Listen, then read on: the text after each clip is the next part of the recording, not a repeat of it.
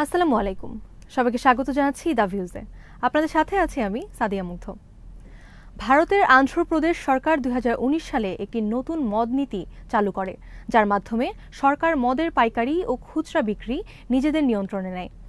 এই নীতিগত পরিবর্তনের মাধ্যমে প্রায় 3,500 কোটি রুপির ঘুষ কমিশন বাণিজ্য হয়েছে বলে অভিযোগ উঠেছে। ভারতীয় সংবাদ মাধ্যম ইন্ডিয়ান এক্সপ্রেস এক প্রতিবেদনে জানিয়েছে, এই কথিত মদ কেলেঙ্কারির ঘটনায় সিআইডি তদন্তে ওয়াইএসআর কংগ্রেস পার্টির প্রধান ও সাবেক মুখ্যমন্ত্রী ওয়াইএস জগনমোহন রেড্ডিও ঘুষের অর্থ পেয়েছেন বলে সন্দেহ করা হচ্ছে। যদিও মামলার চার্জশিটে এখনও তাকে অভিযুক্ত হিসেবে নাম অন্তর্ভুক্ত করা হয়নি। শনিবার সিআইডি এই চার্জশিট বিজয় ওয়ারার একটি আদালতে জমা দিয়েছে, তবে আদালত এখনও এটি গ্রহণ করেনি। তবে রবিবার ওয়াইএসআরসিপি রাজ্যের মুখ্যমন্ত্রী এন চন্দ্রবাবু নাইডুর নেতৃত্বাধীন তেলেগু দেশম পার্টি বা টিডিপির কেন্দ্রীয় সরকারকে রাজনৈতিক প্রতিহিংসার অভিযোগে অভিযুক্ত করে। দলটির দাবি, এই মামলা চাপ সৃষ্টি ও হুমকির মাধ্যমে নেওয়া বক্তব্যের উপর ভিত্তি করে গড়া হয়েছে।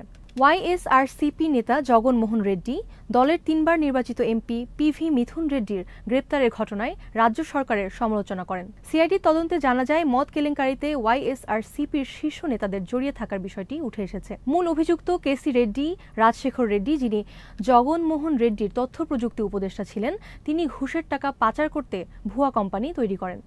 ধারণা করা হচ্ছে, গত নির্বাচনে তিনি প্রায় 250 থেকে 300 কোটি রুপি বিভিন্ন ওয়াইএসআরসিপি নেতার মধ্যে বিতরণ করেন। এর মধ্যে রয়েছেন রাজ্যসভার প্রাক্তন সদস্য ভি বিজয়সাই রেড্ডি ও রাজমপেটের লোকসভা সদস্য পিভি মিথুন রেড্ডি, যাদের মাধ্যমে শেষ পর্যন্ত অর্থ জগনমোহন রেড্ডির কাছে পৌঁছায়। তদন্তে আরও উঠে আসে, এই নেতারা মদ নীতিতে পরিবর্তন এনে স্বয়ংক্রিয় ব্যবস্থা তুলে দিয়ে ম্যানুয়াল প্রক্রিয়া চালু করেন এবং রাজ্য বেভারেজ কর্পোরেশনের অনুগতদের নিয়োগ দেন।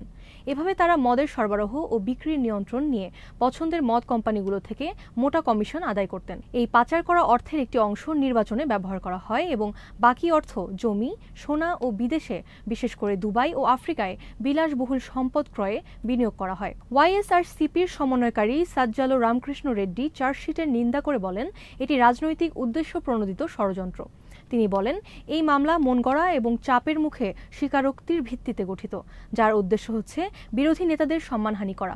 অথচ চন্দ্রবাবু নাইডুর সরকারের অধীনে ঘটে যাওয়া কেলেঙ্কারিগুলো ধামাচাপা দেওয়া হচ্ছে। আজ এখানে শেষ করছি। সবাই ভালো থাকুন, সুস্থ থাকুন আর নিরাপদে থাকুন। আল্লাহ হাফেজ।